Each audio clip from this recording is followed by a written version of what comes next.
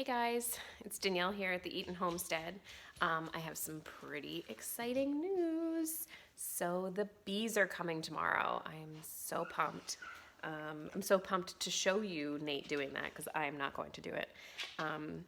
But we're gonna get them, and I will definitely do some video to show what that's like, getting the bees and getting them all nestled into their new home in the hives. So yeah.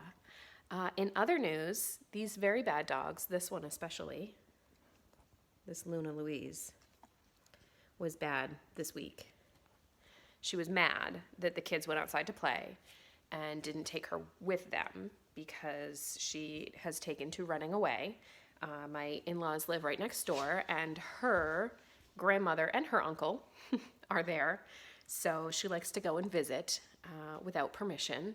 So she was mad that the kids left her inside and proceeded to knock over my tray of tomato seedlings.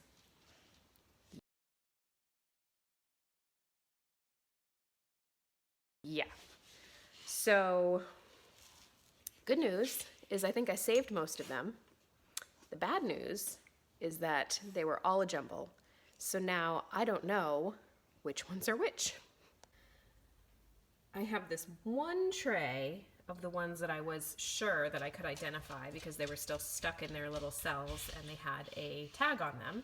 They're not all looking so hot, but a few, like how sad is that? His little broken arm. But I'm hopeful that these ones will come through, so I know what these are. These and all of these, I have no idea. These ones I don't know, these ones I don't know, these ones I don't know. So they're gonna be tomatoes. What kind? Gonna be a surprise. I'm trying to take this as a message from the universe to be a little more laid back and go with the flow and enjoy the surprise. That's not my personality. I like things organized and labeled and checklists. So that's what we're gonna take from it, and not that I should send my dogs to a new home. But let me show you something else. Okay, so maybe a couple things. First of all, we got our used coop, lovingly used, off Facebook Marketplace. The run did not fare as well, but thankfully I am married to a very talented carpenter who can fix this. But the coop itself is in great shape. I really need to clean it, but this side will be where the run comes off of and probably goes around. We'll make it a little bit bigger than it was. And over here on the back is where the door is. And we need to figure out a better nesting box situation because like that's a great size for the 8 laying hens that we have coming, but these nesting boxes are really awkward. Like I don't know how I'm supposed to reach in there and get eggs. So we're gonna figure something better out. Either right here in the back door, something that comes out, or something in either these 2 windows or the window on the other side over here. Something where we can just open it and reach in and get the eggs from there. So anyways, that's really exciting to get this all cleaned up and in place, and those chickens are coming in just a few weeks. But what I really wanted to share was this.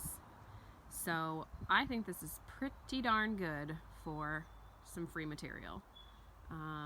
Nate had some wood just laying around and he built these boxes for me. So they're all varying depths, just kind of going with what we have. But I decided to just go ahead and buy some weed fabric for the walkways to not have to deal with that. So I got a roll just off of Amazon. I already ran out, so I already have to order another one for the walkways that go the other way. But this is the entirety of the raised beds. So I'm gonna have 2 more 4 by 8 foot beds there, 2 more 4 by 8 foot beds here, so you can kind of see the pattern that I'm going with, and then 1 more 4 by 8 foot bed there. And then I'll paper the walkways that go the other way and around the edges and stuff. And we'll have to come up with some kind of fencing system because we do have lots of deer We have one pretty girl that was just here last night, likes to come, so I don't want her eating my whole garden before my family has a chance to eat it. So these are the raised beds, but then we're also going to keep this in-ground area. Although, so this year with the plowing, we don't have a paved driveway, we just have dirt and lots of rocks. And when we plowed, this area got plowed pretty far in, so now I've got all this gravel and I like don't know what to do with this, because the raised bed was, or sorry, the in-ground garden was right here and sort of went all the way over to there. So I don't know, we gotta figure out a way to clean that up, but I still want to do some in-ground stuff in there, corn on the end, and then like squash and pumpkins and viney things that take up a lot of space. We are planning on doing some trellises in here, so some cattle panel archway trellises, and then I'm like just looking up any other kind of trellis cheap that we can, because a cattle panel is like 25 bucks a piece, so I think I have plans for 1, 2, 3, 4, 5, 6, 7 of them already. Like, it just adds up. So, but so many things like to be trellised, so I don't know what to do about that, but I'm really excited. I'm a little bit overwhelmed, to be honest, when I kind of step back and look at it, especially just knowing that like that little in-ground area last year was kind of overwhelming, although I was giantly pregnant, so there's that.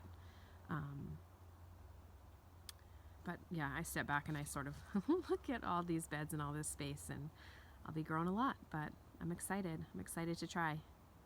So that's it for me. Definitely stay tuned and check us out tomorrow. I will be vlogging, I guess, the arrival of the bees and that whole process of getting them into their new homes. So see you later.